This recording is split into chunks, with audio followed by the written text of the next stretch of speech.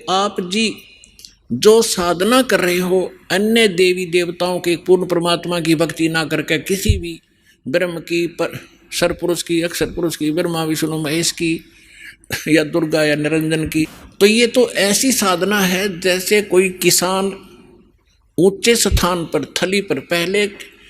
वर्षा पर आधारित थे सभी मानव समाज, और उस समय गरीबदास जी ने भी किसान थे। गरीबदास जी जाट ग्रुप में जाट जाति से थे और अपने वहाँ के साथी जो किसान थे उनको भी समझाना था। इसलिए बता रहे हैं कि जो मैं भक्ति बता रहा हूँ जिस भगवान की, उसकी साधना ना करके आप अन्य जो साधना कर रहे हो ऐसी है जैसे ऊंची थलियों पर ऊंचे स्थानों पर बीज बो दिया, खेती कर ली, और जब थोड़ी बहुत वर्षा हुई तो वो उस थलियों का पानी एक समतल स्थल पर, डहर बोलते थे उसको, डहर, वहां आकर इकट्ठा हो जाता था और उस स्थान को, डहर के अंदर पानी वर्षा भी और आसपास के ऊंचे क्षेत्र का उसी में आ जाता था। और उसमें जब बोई जाती थी फसल, जैसे ऊंची थलियों पर बोई हुई तो वो होती ही नहीं थी,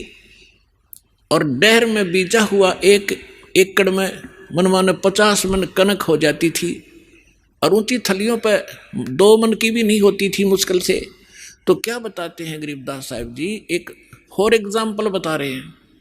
कि तुम ऊंची थलियां खेती बो भूल गए निज डेरे नु, इस परम पिता परमात्मा सतपुरुष कबीर साहब की भक्ति ना करके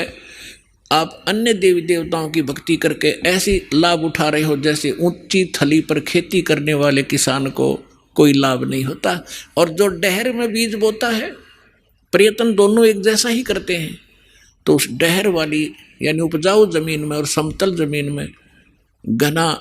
लाभ होता है। तो ये समझाना चाहते हैं कि जो साधना हम बताते हैं वो तो डहर समझो। अब फिर बताते हैं,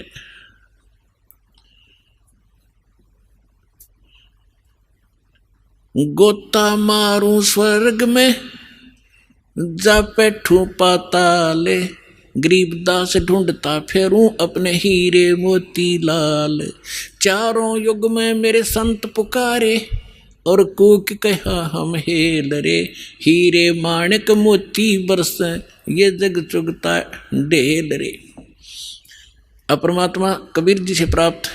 ज्ञान को कैसे विश्लेषण कर रहे हैं गरीबदास जी। कबीर साहब बता रहे हैं कि चारों युगों में मैं आया, अच्छी आत्माओं को मिला, उनको तत्व ज्ञान और यथार्थ स्थान से परिचित करवाया, सतभक्ति से परिचित कराया, और ये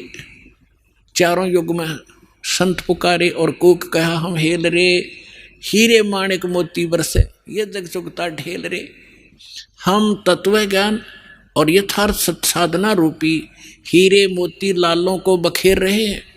और आप जी इस ज्ञान से परिचित ना होने के कारण इन लाल और हीरे मोतियों को ग्रहण ना करके कंकर पत्थर, आन उपासना रूपी कंकर पत्थर इकट्ठे कर रहे हो, जो तुम्हें बाद में कोई लाभ नहीं देगी।